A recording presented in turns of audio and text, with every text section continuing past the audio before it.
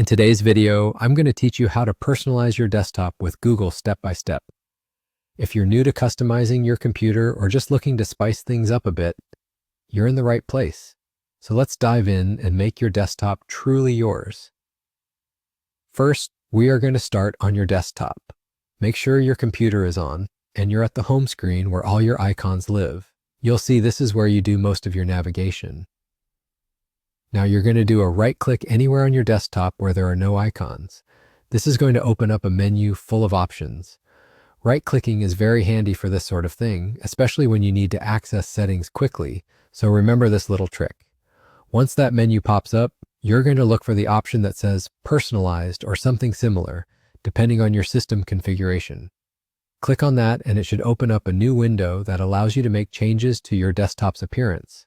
This is where you can truly make your desktop reflect your own style and needs. Now that we have the personalization panel open, on to the next step. Click on Themes. This option is usually located on a sidebar or a tab within the personalization settings. It's important to note that themes can change the overall look of your desktop, including colors, background, and sometimes even fonts. But today, we're focusing primarily on desktop icons. Within the Themes settings, look for the section that says Desktop Icon Settings. A pop-up window should appear once you click it.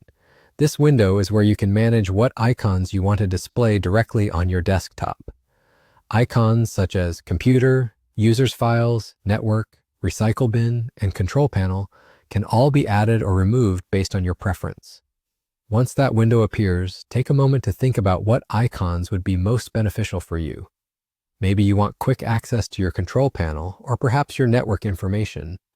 Whatever you decide, check the boxes next to the icons you want and uncheck the ones you don't need.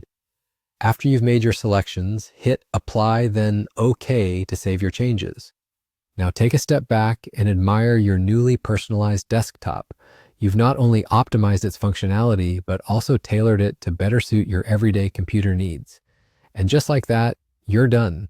I hope you found this tutorial helpful and that it makes your digital workspace a little more convenient and enjoyable. Don't forget to click the like button and subscribe for more tips and tutorials like this one. Thank you for watching and have a great day customizing your desktop.